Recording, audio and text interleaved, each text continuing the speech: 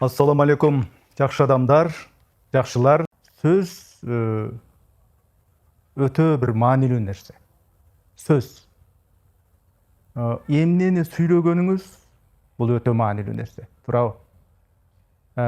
Биздин айтып жаткан, биздин сүйлөп жаткан сөздөрүбүз биздин ойлорубузга түгүл, жашообузга түздөн түз таасир этет экен. Таасир этет. Бүгүнкү биздин ушул сүйлөшүүбүздө мына ушул тууралуу кеп кылабыз. Ушул маселени келиңиздер чогуу биргеликте чогуу түшүнөлү. Биздин бир нерсе жөнүндө кандай сүйлөгөнүбүз менен кандай ойлонгонубуздун ортосунда өтө бир тыгыз бекем бир байланыш бар. Эгер биз дайыма ар дайым бир наалыган, жаман, терс сөздөрдү сүйлөй берсек, сүйлөп жүрсөк, жашообуз мындай канчалык сонундай сезилсе дагы, акыры ошол жаман сөздөрүбүздүн айынан бир сазга батабыз. Жашоодо чөгөбүз. Жакшы жакка кетпейбиз да. Эми бир эки адамды элестетиңиз. Экөөнүн тең тагдыры, жашоо шарты бип-бирдей эле. Бирөөсүнүн акыбалы өтө оор, чоң бир илдетке, ооруга кабылган. Андан кандайсың деп сурасаң, Кудайга шүгүр дейт. Баары жакшы дейт. Экинчи киши деле бир ошондой эле бир оор кырдаалга кабылган, бир оор чоң бир илдетке чалдыгып турат. Анан ошондон акыбалың кандай деп жанагы кишиге бергендегидей эле суроону берсең, ал ушу дүйнөдөгү эң бир бактысыз, эң кыйналып аткан адам сыяктуу даттанат. Мындайча айтканда шарты бир, бирок ошол өздөрү турган шартты кабыл алуусу эки башка болуп атат. Көрдүңүздөрбү? Пайгамбарыбыз Ибрахим алейхиссаламдын уулу Исмаилдин баягы ошол жолукканы барат го, баягы өзүңүздөр билесиздер. Ошол Исмаилге жолуккан келгендеги бир окуяны бир эстеп көрө турган болсок, биринчи жолу келгенде Исмаил эмне болот? Үйдө жок болуп калат. Анан бирок аялына жолугат эмеспи? Анан сурайт. Кандай жашап атасыңар, кандай акыбал деп сураганда, келини жалаң гана ушу жашоонун, турмуштун кыйынчылыгын, жокчулукту айтып даттанып кирет. Ал биринчи жолку келгенде ошентип айтат. Анан кийинчерээк Ибрахим пайгамбар алейхиссалам кайра келгенде уулу ал аял менен ажырашкан болот. Башка бир такыба аялга үйлөнгөн болот, Бул окуянын мазмуну ушундайча да. Ал экинчи алган жубайынан дагы баягы ал акыбалын сурайт. Анан ал эмне дейт? Ал Кудайга тобо, жакшы, шүгүр деп анан колунда бар болгон нерселеринин баарын мактап, шүгүр келтирет. Эң эле кызыгы ошол күйөөсү менен ошо аялдын турмуш шарты ошо мурдагыдай эле болчу.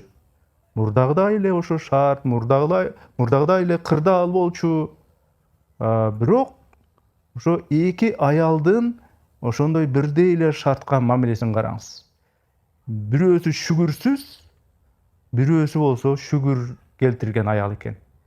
Демек, маселе ошондо шартта эмес, ошол шартты адам кандай кабыл алат? Маселе ошол шарт жөнүндө кандай сүйлөгөнүңүздө, кандай кабыл алганыңызда. Бул эки нерсе мындай ушунчалык бири-бирине тыгыз байланышкан. Аллах субханаху тааля Куранда бир маанилүү бир нерсени айткан. Духа сүрөсүндө айтат, анын кыргызча мааниси мындай: Роббиңдин берген неематын, жакшылыгын айткын дейт, жарыя кыл дейт. Биз бул аятты аяттагы айтылгандарга жөн эле мындай маани бербейбиз, жөн эле мындай эле автоматтык түрдө окупай коебуз. Анткени көп жолу аны укканбыз дагы, окуганбыз дагы. Көп учурда мындай тез эле шыр эле окуп өтүп кетебиз. Бирок анын түпкү бир мааниси чоң да. Мааниси аябай терең. Сага берилген ар бир жакшылык үчүн Альхамдулиллах деп шүгүр кыл. Жана дагы аны тилиң менен дагы моюнга ал деген маани. Мейли ошол бир уртам суу ууртаганда дагы, суу жутканда дагы баягы шүгүр кыл деп атат да. Бирок биз ошо бир уртам болобу, бир тамчы болобу суу жутканда баягы автоматтык түрдө эле эми Альхамдулиллах деп коебуз. Айтабыз аны. Бирок ошону чындап жүрөгүбүз менен мында туюп, сезип жатабызбы? Маселе ошондо да. Ошол кичинекей бир ууртам, кичинекей бир тамчы суу үчүн жаратканга, Кудайга, Аллахка чын дилден рахмат айта алдыкпы? Чын дилден. Автоматтык түрдө баягы көнүмүш бир баягы адат менен эмес.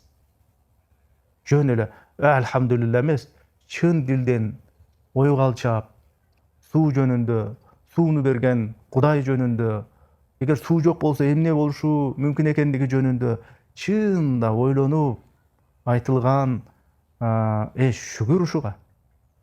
Кудайга шүгүр ушуга. Альхамдулиллах. Жаратканга шүгүрчүлүк, жаратканга рахмат, жаратканга алкыш. Ушул суу үчүн, бир уртам суу үчүн деп Альхамдулиллах деп айтабызбы? Маселе ошондо да. Биз эми чынын айтканда мындай бар нерсени мындай кадырлай бербейбиз. Чындап айталы. Мына өзүмү да кошуп айтам. Өзүбүздөгү бар нерселер көзүбүзгө көрүнө бербейт көп учурда. Көрбөйбүз. Башкаларды эле суксуңдап турабыз. Тиги эмне машина алыптыр, менин машинам кандай, тиги кандай бренд кийиптир, тиги кайсы өлкөгө барыптыр, тиги лайнерде жүрүптүр, тиги 3 кабат салыптыр, меники 2 кабат дегендей кылыпчы. Өзүбүздөгү бар нерселерди. Биздеги бар нерселер кимдир бирөөлөрдө жокпу, барбы, кандай? Жок, аны мындай көп учурда эле сала бербейбиз.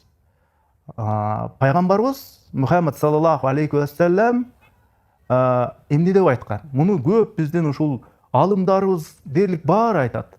Бардык лекцияларында, баяндарында мен уккам көпчүлүгүндө. Аллахтын элчиси саллаллаху алейхи ва саллямдын ушул айтканын айтышат. Ал айткан: жашоодо өзүңөрдөн өйдөдөгүлөргө, жашоо деңгээли, социалдык акыбалы өйдөдөгүлөргө деп атат да эми. Ушул жашоосу силердикинен өйдөдөгүлөргө эмес, ылдыйдагыларга, төмөндөгүлөргө карагыла дейт. Бул дейт силерге Аллахтын берген жакшылыктарын аз дебегенге, аз көрбөгөнгө, наалыбаганга, нашүкүр болбогонго бир себеп болот деген маанини айткан Аллахтын элчиси саллаллаху алейхи ва саллям. Анан ушул эле хадистин дагы бир башка бир вариантында, башка бир эмне деп коет, риваятында келет. Аллах дейт силерге берген жакшылыктарды мындай баалабай койбогула дейт. Кемсинтпегиле дейт. Бул сөз бул жашоодогу, бул өмүрдөгү мындай бир кичинекей бир маанисиздей көрүнгөн нерселерге дагы, чоң бир нерселерге дагы тиешелүү. Баалабай койбогула дейт, чоңду дагы, кичинени дагы. Бул биздин ушул ички дүйнөбүздөгү акыбалга, же болбосо үйдөгүлөргө мамиледе, же болбосо эле же болбосо ушул эл менен болгон, адамдар менен болгон мамилебизге, биздин жашообузга түз же терс көз карашта болушубузга эмне болот экен? Сөзсүз түрдө таасирин тийгизет экен. Аллахтын бизге берген жакшылыгын эч убакта, эч качан ушу дагы эмне, ушу кантип болсун эми деп тоготпой койбош керек экен. Эми ушу кантип эле, ушунда эмне депчи. Анткени пайгамбарыбыз саллаллаху алейхи вассаламдын жашоосуна кайра эле үңүлүп, аны мисал кылып, өрнөк кылып көрө турган болсок, анын өмүрүн карап көрөлү. Ал өзүнүн өмүрүндө Аллах берген, Аллах насип кылган өзүнүн өмүрүндө бир дагы жолу мындай астына келген тамакты жамандаган эмес экен да. Бир мындай бир катыган нан болобу, бир сындырым бир нан болобу, ал нанды сынга алган эмес экен. Мындай бир кичине бир ой токтотуп, бир ойлонуп көрөлүчү. Ал өзү ким болгон? Ал сиздей, биздей ушундай бир жөнөкөй киши эмес. Ал пайгамбар.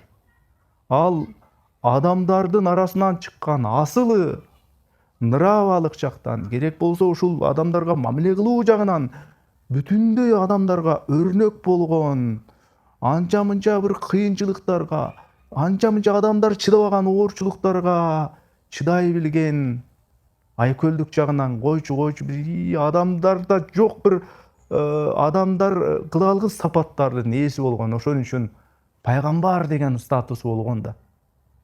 Ал мындайча айтканда, бул дүйнө болсо ошо дүйнөнүн жарымын башкарган ааламдын кадырлуу, сүйүктүү, барктуу султаны болгон.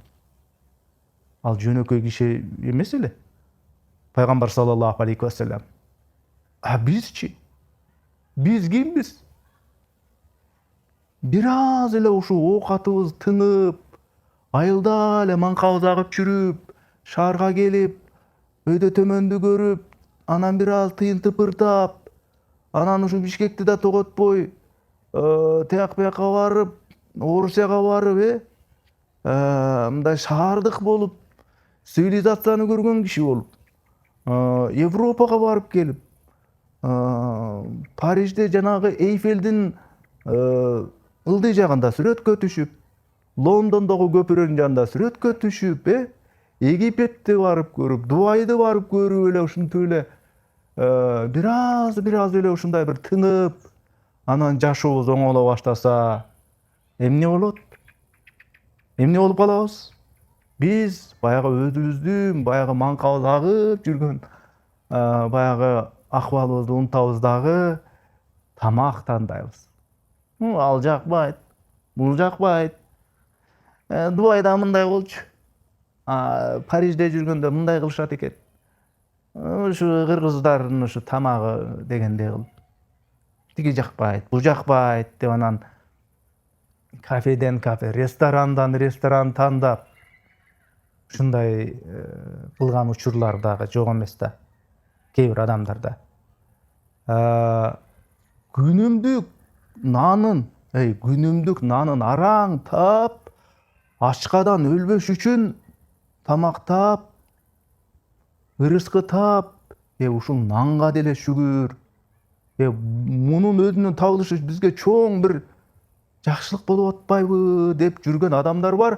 Ошол адамдар негизи ал адамдарга жанагы сындын тиешеси жок. Ал адамдар эч качан мындай тамакты, нанды сынга албайт. Мындай кеп жок. Ал эми баягы кээ бирөөлөр жөнүндө, балким көпчүлүгүбүз жөнүндө сөз болуп атат да. Көпчүлүгүбүз ушул ар бир жеген тамактарыбыздын аки чүкүсүн сындап, такай эле ушул сынчыл болуп алганбыз. Мунун тузу кем экен. Тигиниси аш жабышып калыптыр. Мунусу жыттанып кетиптир депчи. Албетте, акча төлөп аткандан кийин албетте татыктуу түрдө сервис көрсөтүшү керек. Бул кеп ал өңүттөн айтылып аткан жок. Негизи эле ушу баягы бир кезде жок эле болуп жүрүп, анан бар болуп жетинип, анан анча-мынча мындай тамак болобу, кийим болобу, машина болобу мындай тоготпой калгандар жөнүндө болуп атат, түшүнүп атасыздар да. Пайгамбарыбыз саллаллаху алейхи вассалам бир дагы тамактын бир дагы кемчилигин айтып эмес экен да. Мунун мага жакпайт, бул туздуу экен. Бул тетиги тамак мага жаккан жок. Мен деген жөнөкөй адам эмесмин. Мен деген пайгамбармын. Аламдын султанымын. Деп кое тургандар бүгүнкү замандын логикасы менен андай адамдар бүгүн толтура. Бирок пайгамбар саллаллаху алейхи вассалам ошентип өмүрүндө бир айткан эмес экен да. Бул абдан бир жупунуу, бир жөнөкөй угулганы менен мындай жашоодо ошондой болуп колдонуу өтө кыйын туурабы? Мисалы үчүн сиз качан, кайсы жолу, кайсы күнү, кайсы кафеге кирип, тигил же бул тамакты мындай жактырбай жамандадыңыз эле, мындай чынын айтыңызчы. Айтпасаңыз дагы мындай кылып мурчуп, ушу тамак ушу кантип болсун деп. Ошентиңиз беле?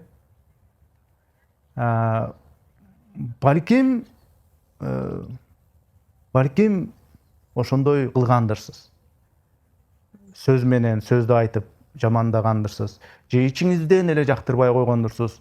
Мындай нерсе эми мындай көпчүлүгүбүздө бир болчу нерсе да.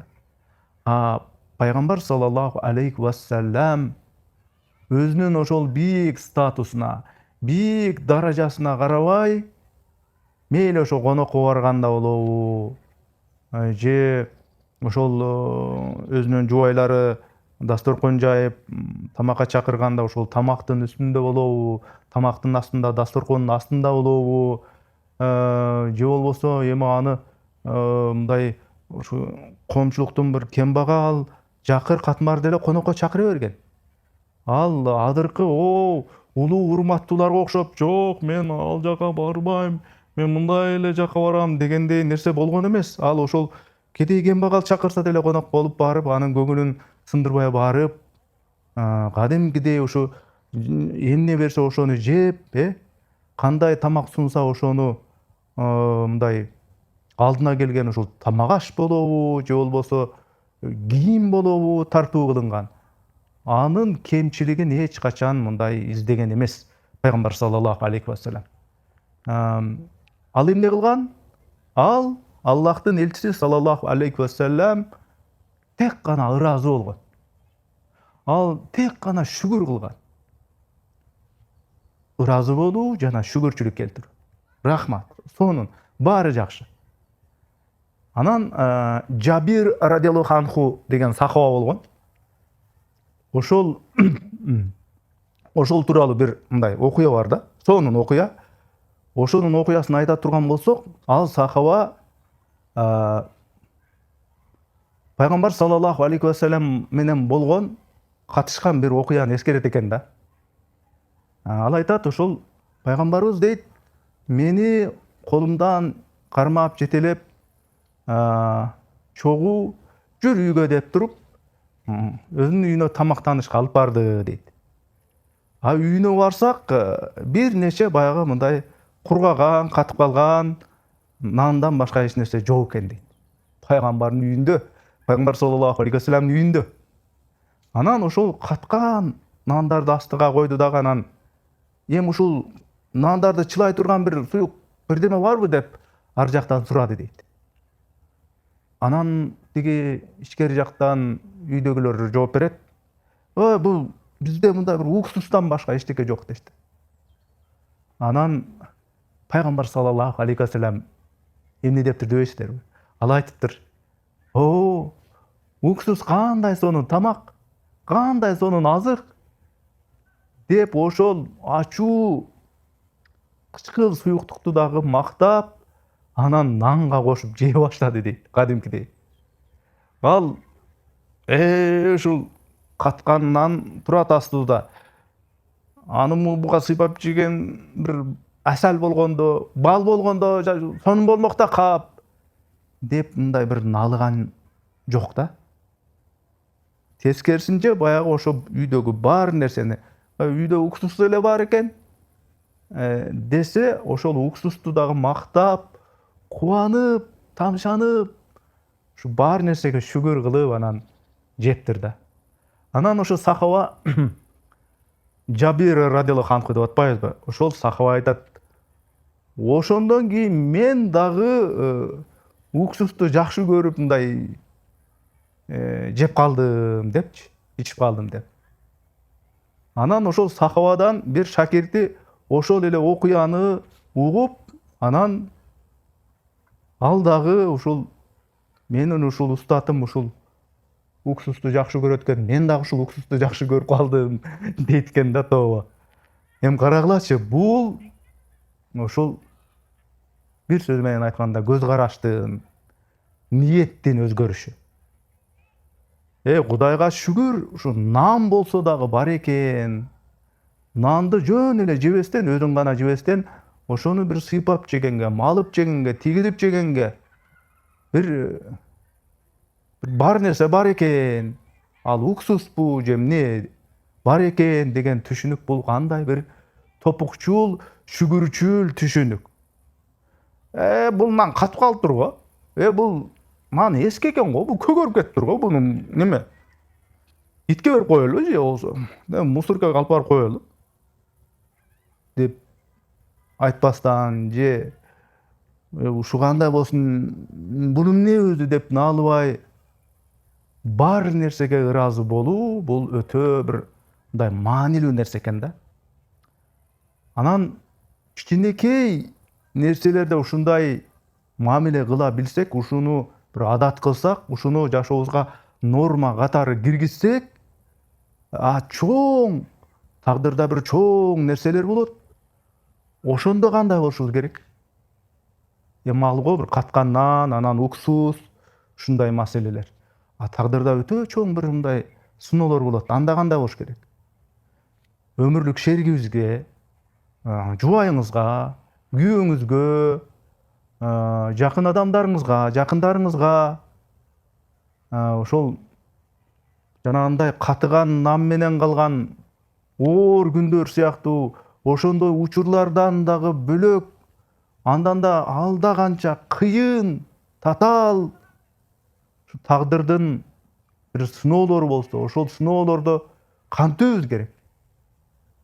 Бу жерде кеп ошол үй бүлөдөгү жана башка бир ушул улуу кичүү коом менен, адамдар менен мамиледеги шүгүрчүлүк жөнүндө кеп болуп атат, сөз болуп атат.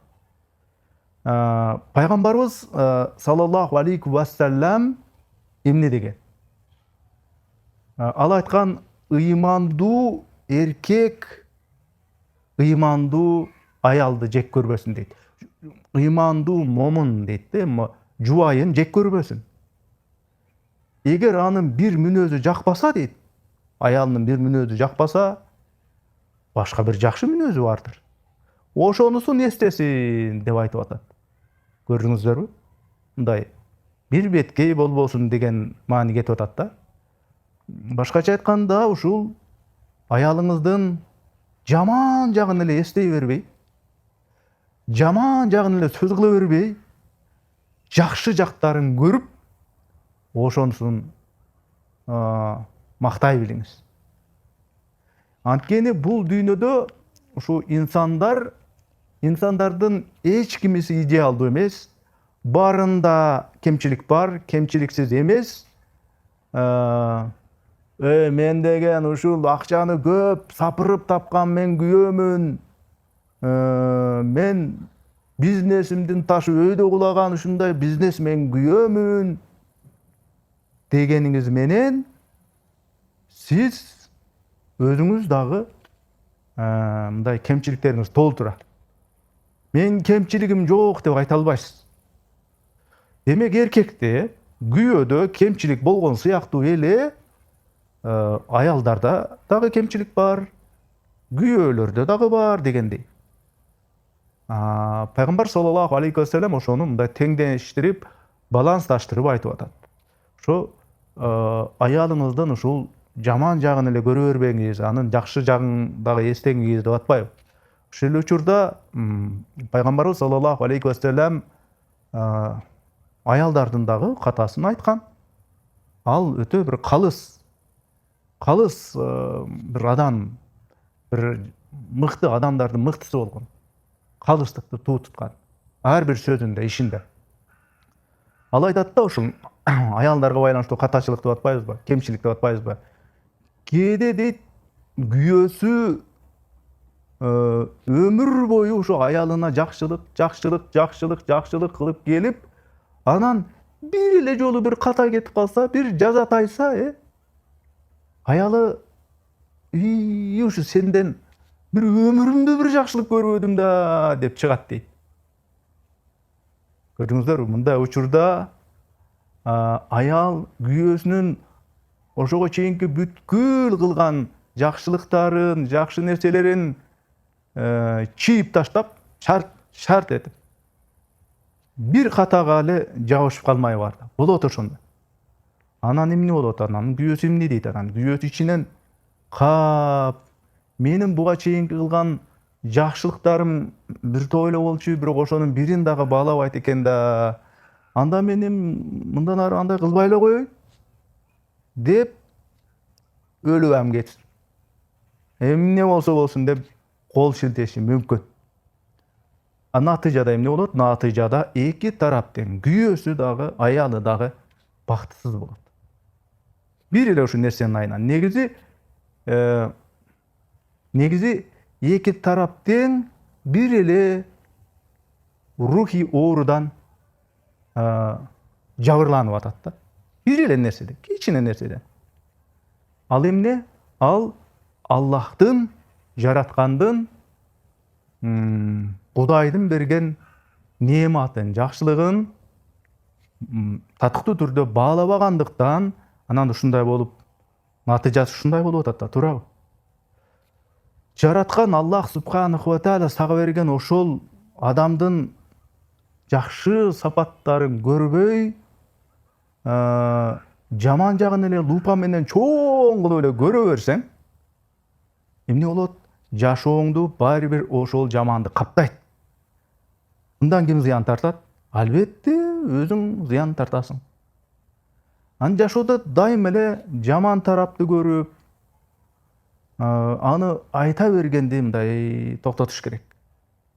Жакшылыкты көрө билип, аны мактасак, Аллах биздин көз карашыбызды, биздин аң сезимибизди өзгөртүп, жашообузда ошол жакшылыкты көбөйтүп коет экен. Пайгамбарыбыз саллаллаху алейхи вассаламдын мыктылыгы, кемелдиги, зор инсан экендиги ушунда. Ал эң оор, кайгылуу күндөрдө дагы мындай жакшылыктын бир кичинекей бир шооласын, бүдүрүн көрө билген адам болгон. Бул сөз кур болбош үчүн бир жолу мусулмандар чоң бир коркунучта, мындайча айтканда, кырылып калуу коркунучунда турганда, баягы Курайш урусунан элчи болуп Сухайл ибн Амр келе жатканын көрүшөт. Анан сахабалар мындай коркуп, кооптонуп, бу кандай бул тиги Сухайл келе атат деп коркуп кетишкенде, ошолордун арасында отурган пайгамбарыбыз саллаллаху алейхи вассалам жылмайып эмне дейт экен? Бул кишинин аты Сухайл дейт экен. Сухайл деген ат кыргызча которгондо мындай жеңилдик дегенди билдирет экен да. Ошону көрүп туруп айтат экен, бул кишинин аты Сухайл. Аллах ишибизди жеңилдетет окшойт. Мында бир жакшылык болот окшойт. Жеңилдик болот окшойт дептир. Демек, бул жерде Аллахтын элчиси саллаллаху алейхи вассалам ушул бир адамдын ысымынан дагы жакшылык издеп, жакшы күмөндөнүп, жакшы шектенип, Аллахтан үмүт кылып атканын карагылачы. Оор бир учурларда, кыйын бир кезеңдерде бир жакшы ойдо калуу, жакшы ойдо болуу, жакшы ниетте болуу, бул жөн эле курулай бир кыял, бул курулай бир кайдыгерлик эмес, туугандар. бул деген жөн нерсе эмес. Бул эң бир оор күн келгенде, эң бир оор бир кырсык тууруп турганда дагы, оорчулукта дагы, же болбосо жанагынтип жерге каткан нан дагы жок калганда, ошондой учурларда Аллага шүгүр айта турган бир кичине бир жакшылык таба билүү деген нерсе жөнүндө сөз болуп атат. Эгерде сиз жашоого дайым эле ушул негатив менен эле асан кайгылуу эле ушинтип наалып эле ошонто берсеңиз, өзүңүздү гана эмес, өзүңүздүн ушу чөйрөңүздү, айланаңыздагы адамдардын жашоосун дагы эмне кыласыз? Негатив менен уулайсыз. Негатив менен. Анткени ошондой терс, жаман энергия, кепчүү, наалуу, мындай оору бул өтө тез жугуштуу экен да. Бул деген баягы чоңдордон кичинеге, атадан балага, баласынан баласына өтө бере турган нерсе экен. Муундан муунга өтүп бара бере турган нерсе экен атүгүл. Эгерде бала ата энесинин оозунан дайыма ушу наалыган кептерди, Кудайдын бергенине ушу такай нааразы болгон сөздөрдү угуп чоңойсо, ал балага азыркы заманбап тил менен айтканда эң кымбат жаңы чыккан iPhone алып берсең дагы деги бир кубанып койбойт да. Кубанбайт, себеби тарбиясы ошондой. Керек болсо, тиги досумдун мындан дагы сонун iPhone бар экен деп дароо өзүндө жок нерсени издеп, наалып, ошо досундуку бар экенин көрүп, ошол нерсе менде жок болуп атпайбы, бул мага алып берген жаңы iPhone'дон да тиги мыкты болуп атпайбы деп бала ошентип калат экен да.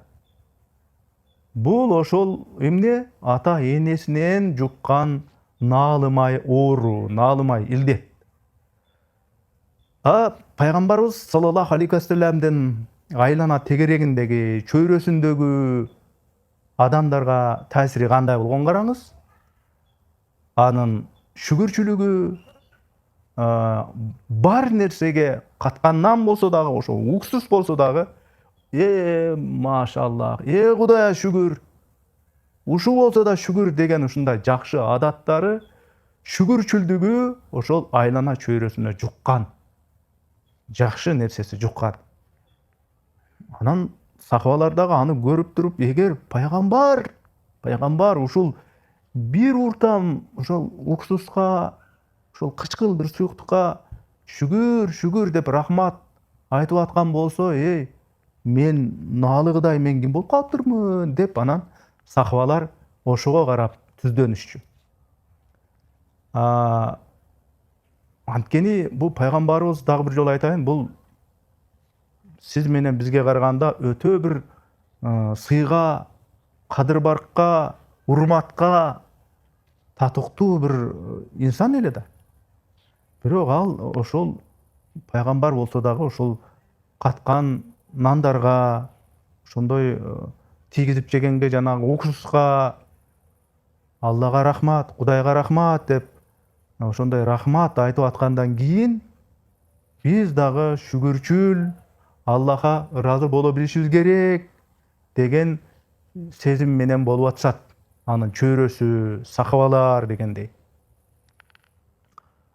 Ошентип эми жыйынтыктап мындай бир сөз менен айтканда, Аллах Тааланын берген нерсеси майдабы, чоңбу, ар бир ошол берген нерсеси жөнүндө ойлонуш керек экен да, туугандар. Муну мен эми мындай, мен мынтип ойлойм да, бул мен эле билген нерселер эмес. Мен дагы муну бир жерлерден көрдүм, бир кайсы бир китептерден балким окудум, кайсы бир котормолорду которуп атып ошол нерселерден уктум да. Силер угуп бүтүп, билип, көрүп койгон нерселерди мен угуп балким айтып аткан нерселердир да. Ошон үчүн мында мен бирөөгө акыл айтайын деген ойдон алысмын. Ошон үчүн айтып атам, Аллахтын берген жакшылыктары жөнүндө бир ойлонуш керек. Мындай Аллах мага эмнелерди берди деп мындай бир да бир эсептеп дагы чыгыш керекпи дейм да. Бир сыйра ушул эмнелерим бар менин деп баягы кадимкидей эле эсептеп да, үйүм бар. Ошо үйдүн эсеп кысабы, чатырын канчага жаптым, жыгачтарды каяктан алдым, цементти каяктан алдым. Андан кийин жанагы үйдүн полуна жыгачтарды каяктан алдым, усталар кашып атсам, анын акчасын каяктан алдым. Ичин мебелге толтурдум, эмереке толтурдум, алар акчага келди. Жанагындай жылуулук системасын, отопление деп коебуз го, аларга акчаны каяктан алдым. Ошентип заңгыраган бир үй турат. Ошол үйдүн бүтүшүнө акчаларды мага ким берди? Ырыскыны мага ким берди? Шкафтарында кийимдер турат, кийилбеген толтура. Могу кийимди 5 жыл мурун алгам, бул кийимди 10 жыл мурун алгам. Мындай кийейин десеңиз көзүңүз адашат да, кайсысын кийериңизди билбейсиз.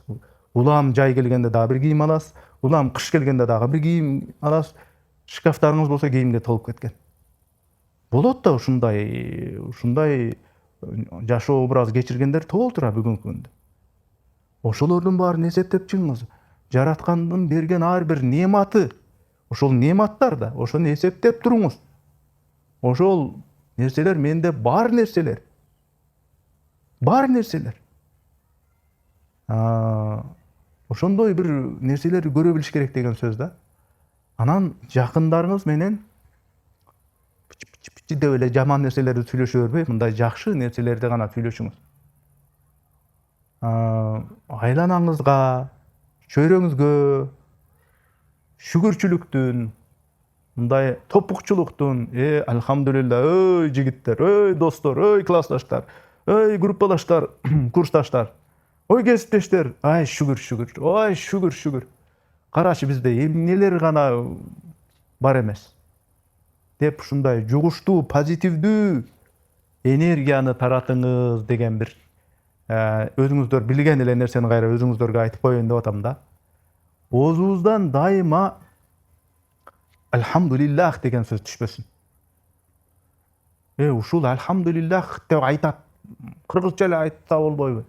Кеп анын маанисинде болуп атпайбы? Тигиндей сүйлөйсүзбү, мындай сүйлөйсүзбү, аны башка тилде сүйлөйсүзбү? Мааниси Кудайга ыраазычылык. Альхамдулиллах. Кудайга шүгүр. Кудайга рахмат. Кудайга алкыш. Альхамдулиллах деген сөз сезим жөн эле сөздөрдүн бир рифмасы, сөздөрдүн айтылып коюшу эмес. Ошол сезимге балкып туруп, Кудайга шүгүр деген ушундай топукчулукту мындай жоготпойлу. Ошол сөз оозубуздан түшпөсүн. Анан мүмкүн болушунча баягы кемчилик издегенди токтотолу. Кыйтып эле тиягын көрүп, биягын көрүп, позитив бир нерсе көрбөй эле ушинтип эле наалыганды, башканы кой, өзүңдүн жашооңдогу бар нерсени көрбөй эле ушу наалып эле, ушундай эле бир майдаланып эле, ушундай бир майдачыл болуп, негатив издегенди өзүңдүн жашооңдон ыраазы болбой, деги бир шүгүрчүл болбой ушу нааразы болгонду токтотолу деген кеп. Эми кээ бирөөлөр айтышы мүмкүн, мен ушундай мүнөзүм бар. Мен ушундай мүнөз менен чоңойгом. Мен негизи ушундай дайыма ушу жаман жагын көрөм да. Эми эмне кыл десиң, муну бир күндө өзгөртө албайт экем деп шылтоо айтышы мүмкүн. Ооба, характер деген бар, мүнөз деген бар. Баштатан бери 10 жылдап, 20 жылдап калыптанып калган бир чөйрөдө, режимде өсүп калсаңыз, ал нерсени бир күндө өзгөртүү иш кыйын. Бир күндө баары өзгөрбөйт. Бирок пайгамбарыбыз саллаллаху алейхи вассалам айткандай, кичинекей күнүмдүк бир нерселерден баштасак баары өзгөрөт акыр. Өзгөрбөй койбойт, өзгөрөт. Кичинекей эле бир жакшылык нерседен, өзүбүздүн ичибизден альхамдулиллах деп өзүбүз тарбиялаганды үйрөнөлү. бирөөдөн ушу качан мени тарбиялайт дебей. Өзүбүздү өзүбүз тарбиялайлы туугандар. Ошондо Аллах ал кичинекей жакшылыкты чоң берекеге айлантып коет экен. Түшүндүңүздөрбү? Эгер дейт, шүгүр кылсаңар, силерге дагы көбөйтүп берем дейт. Ошондой аят бар, Алланын убадасы бар. Бул жөн жай эле жүргөн бир мындай бир кишинин убадасы эмес, жараткандын убадасы бар. Кичинекей нерсеге шүгүр кылсаңар, мен көбөйтүп берем деп. Көбөйтүп берем, эселентип берем деген убадасы бар. Жараткан Аллах биринчи кезекте биздин ыйманыбызды, ишенимибизди, жүрөгүбүздүн тунуктугун арттырсын деп тилейличи. Биздин көзүбүзгө, бизге мындай көрүү үчүн көз бериптир Аллах Таала, ошол көзүбүзгө жараткандын берип койгон жакшылыктарын майда чүйдөсүнө чейин көрө билүү бактысын берсинчи биздин көзүбүзгө, өзүбүзгө дегендей. Аллах бизге берген ар бир нематын, мындайча айтканда жакшылыгын биз үчүн пайдалуу кылсын акыретте. Бизди көп шүгүр кылган, кыйынчылыкта мындай сабыр кыла билген салих пенделерден кылсынчы. Кудайдын берген жакшылыктарын, өзгөчө ислам деген нематын, ыйман байлыктарын, ыйман деген нерсени баалабай калуудан Аллах бизди сактасын деп тилейли. Ошол ыйманды, ошол исламдын чыныгы баягы өзөгүн баалабай калуудан жараткан өзү сактасын. Бул дүйнөдө убактылуу бир ушундай байлыгы бар адамдарга суктанып, аларга тим эле көз артып, көрө албастык кылуудан, ичи тардыктан дагы Аллах бизди сактасын. Анткени бизге Аллах эмнени берип койду? Бизге Аллах деген дин деген бир чоң бир байлыкты берип койду да. Дин деген мунун чоң масштаб менен, түшүнүк менен карасак, өтө бир чоң бир байлыкты берип койду. Жараткан Аллах ушул дин, мына ушул ыйман үстүндө биздин жаныбызды, биздин рухубузду алууну ар бирибизге насип кылсын. Омин деп коелу туугандар, амин деп коелу. Жакшы адамдар, омин дегиле, амин дегиле. Аллах буйрса, көрөсүздөр, баары жакшы болот.